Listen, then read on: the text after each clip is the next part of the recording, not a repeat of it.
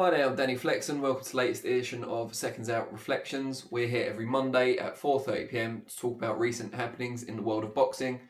And after a painfully long wait due to COVID-19 and a resultant lockdown, we can finally announce some confirmed fights for British soil. And Frank Warren was first out the gate, or intends to be first out the gate, on the 10th of July with the first of 3 shows that will have British title fights headlining them. And this one is Brad Foster, defending his British and Commonwealth Super Bantamweight titles against James Beach. And there's 2 others in the pipeline, although they don't have dates yet. And that's at Super Featherweight with Anthony Cacace defending his title, British title, against Lyon Woodstock, in what should be an action-packed, exciting fight.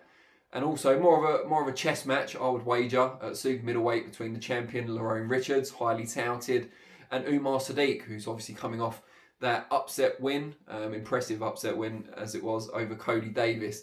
So Frank's looking at starting on the 10th. We don't know if it will be 3 consecutive weeks broadcasting from BT Studios and obviously broadcast by BT Sport, or whether it will be the first one on the 10th and then a gap, or whether there'll be more than one in a week. He did say in a previous interview with this channel with me that he intends to go at least once a week to start with. So if we take him at his word, it could be the 10th, 17th and 24th.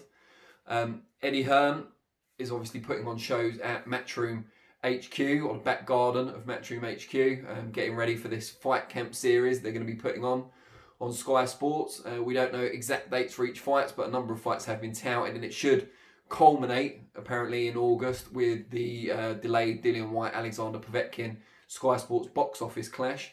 But one fight that has been announced, and more the subject of this video predominantly this week, is Ted Cheeseman, Sam Eggington, guaranteed crowd pleaser and a crossroads fight at Super Welterweight, which takes place, no date yet, but at Matchroom Fight Camp. And they did the press conference, seems to be the big thing at the moment. I've seen some of the other YouTube channels have started doing their own kind of head-to-heads between boxers, but this was an official Matchroom one between Eggington and Cheeseman, 2 guys who I've got a huge amount of respect for and who I've interviewed over the lockdown period, both obviously doing their best to stay in shape and eager for an opportunity, and it seems like they've both grasped it with both hands. Too many boths in that sentence, but we'll ignore it. I'm not a journalist anymore.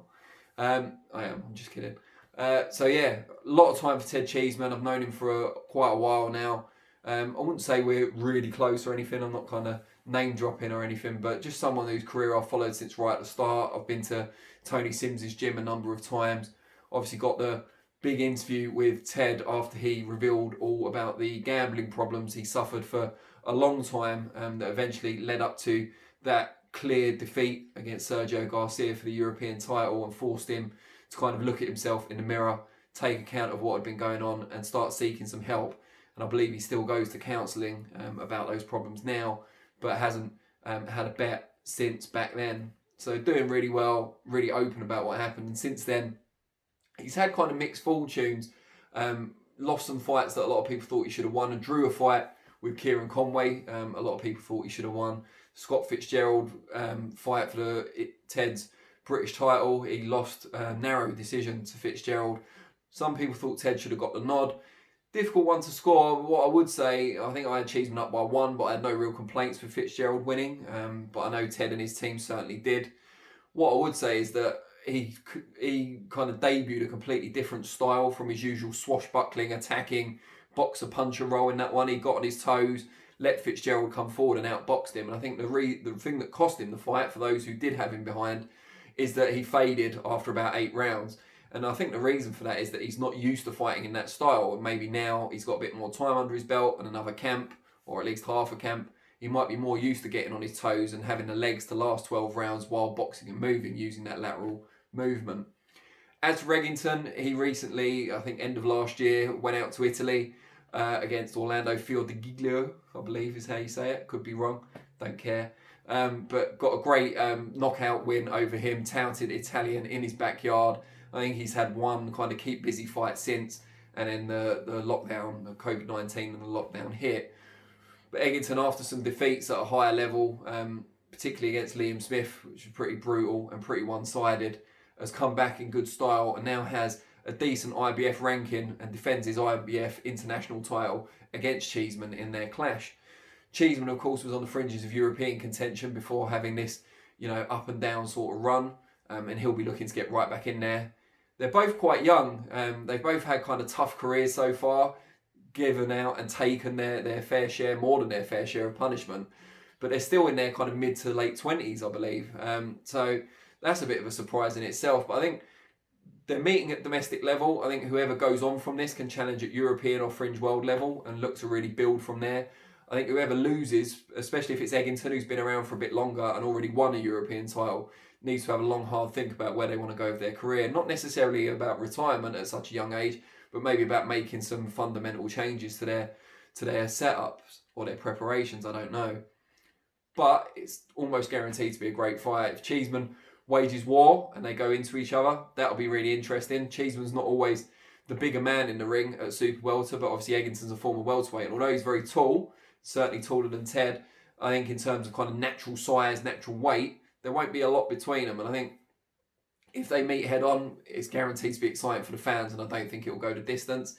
If, however, Ted, who's probably the more versatile of the two based on recent performances, although Sam can box quite well, he's got a nice jab.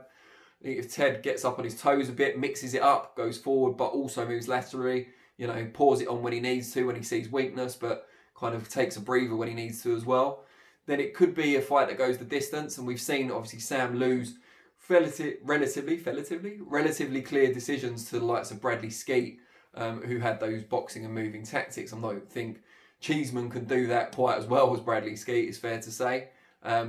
But if he mixes it up cleverly, that will give him his better chance, I think, than meeting Eggington, who's a grizzled warrior, head on.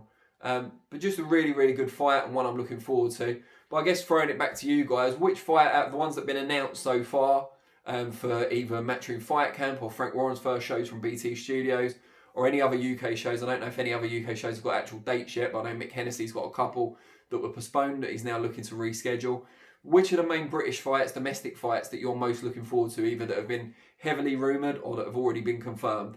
Let us know what you think and why you're looking forward to those ones in particular. I'll respond to some of the comments. You might even get one of those hearts on YouTube if I particularly like what you said. If it's any sort of criticism of me, don't expect one, but we'll see. If you put it eloquently enough, maybe. But I'll be back next week with ReFLEXions, Monday 4:30, and this Thursday, same time for ReFLEXions. As always, really appreciate you watching, and I'll see you all soon. Cheers.